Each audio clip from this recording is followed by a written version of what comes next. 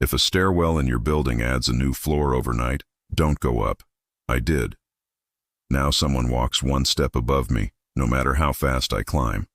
I live in an old brick walk-up, 4 floors, wooden steps, a window at every landing. You can hear your neighbor's keys and their late-night cooking. It feels safe because everything is close and noisy in the right way. I get home around 2 in the morning. I know my stairs by heart, 32 steps to my door. I counted them the first week and never forgot. One night at 2:11 a.m., I pushed the front door open and saw a new sign on the wall. Floor 5. We only have 4 floors. I smiled and said good one to nobody, because old buildings grow jokes, not extra levels. I started up. The air felt cooler than usual, like someone opened a window on a floor that doesn't have windows. On every 4th riser, I noticed a faint white 4 stamped into the wood, like paint that never dried. But when I touched it, my finger came back clean. I told myself I was tired and kept climbing. At my floor, I stopped to unlock my door. Above me the stairwell sighed, wood settling, fine, but then a single step creaked 1 floor higher. Slow, careful, like someone testing the next board. I looked up the well. A pale glow hung above the 4th floor, like a stairlight on a level we don't have. I went inside, locked the door, and listened. Pipes ticked. A neighbor coughed. Somewhere higher, that same careful step sounded again. Just one. Then silence so flat I could hear my own pulse. The next night, the floor 5 sign was still there. Colder air poured down the shaft. The wood smelled newer, like a board shop. The curve of the stairs felt tighter, as if the stairwell wanted to become a spiral. Curiosity tugged. I climbed past my floor just to look. At the top landing was a gray metal door I'd never seen, with a push bar and a small square of wired glass like a school door. Through the glass, a long, empty hallway, green-gray carpet, the kind that drinks sound. The ceiling light inside flickered once and steadied, but I felt the flicker in my teeth. The air leaking through the frame smelled like dust that hadn't happened yet. I touched the bar. Cold enough to bite. It didn't move. Good. That should have been the end. As I turned to go, a single step creaked 1 floor higher. There was no higher. I walked down fast, not running, because running makes the echo chase you. Every landing I passed, the step above me sounded again.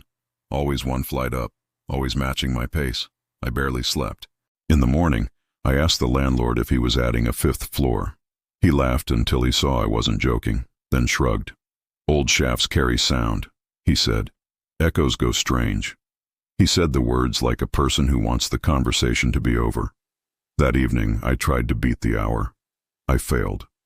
The sign was there at 2:04 a.m., a little crooked now, as if the wall didn't want to hold it. I climbed, counting without meaning to. On step 7, I heard a whisper, not words, just breath moving in a shape. It flowed from above, 1 landing up, following the curve like smoke in a glass tube. I stopped. The whisper stopped. I moved 1 step. The whisper moved 1 step, 1 floor higher. At my door, I fumbled the key. It chimed against the strike plate. The whisper leaned forward in the air the way a person leans when a story gets good. I slid inside, shut the door, and leaned on it until my hands stopped shaking. Daylight made everything normal. No sign, no gray door, no painted numbers, just the ordinary dust and my tired face in the landing window. I decided it was lack of sleep and let it be. That night I brought a marker. I don't know why. It felt like armor. If I saw that door again, I'd label it like a bad switch. At 1:58 a.m., the sign was back. On every 4th riser, the faint 4 had become a faint 5, like a bruise changing color. I climbed to the top. The gray door waited. The wired glass showed the long hall again, too clean, too quiet. I wrote on the metal in big, angry letters, "Do not open." The ink sank a shade into the skin of the door and dried. It looked right. It felt useless. Above me, a step creaked. 1 more landing up.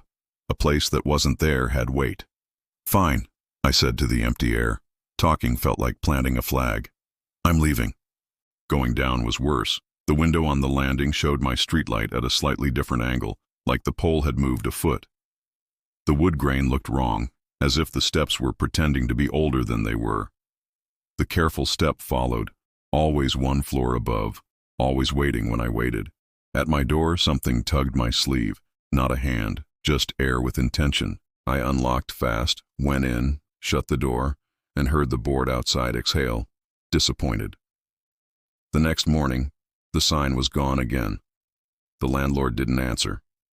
The building sounded like a building. I packed a box and then stopped, because leaving felt like stepping out of a story before it tells you what it wants. The last time I tested it, I did it with my phone light on and my jaw tight. No sign. Normal air, normal stairs. I almost laughed. I turned my key at my door. Above me, one careful step, no glow, no cold. Just that single board giving under someone who knows my rhythm, waiting when I hold my breath, moving when I move, always one landing up, like it's walking me from a floor that doesn't exist. I don't go past my level anymore. I don't count out loud. I keep my eyes on my lock and my hand steady. When I hear that step, I let it be alone up there. If your stairwell ever adds a floor, don't be curious. Don't follow a sound that matches your steps. Go to your door. Lock it twice. And if someone is always one step above you, let them stay there. Thanks for listening. For more stories like this, tap subscribe. It's one click and it helps a lot. Stay safe on your stairs.